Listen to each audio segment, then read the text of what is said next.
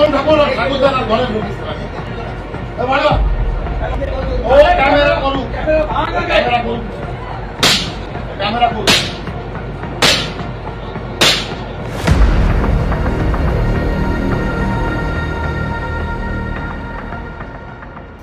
বড়মার ঘরে, সেই ঘরের ভিতরে হাতুড়ি দিয়ে ভেঙে বড়মার ঘরে জুতো পায়ে দিয়ে শান্তনু ঠাকুর ঢুকে লাথি মেরে মানে মার্ডারের হুমকি দেওয়ার থেকে শুরু করে টেনে হিসেবে আমাকে বাড়ি থেকে বের করে মহারাষ্ট্র পাঠিয়ে দেবে, নানা রকমের অজুহাত আজকে আমার প্রতি করেছে।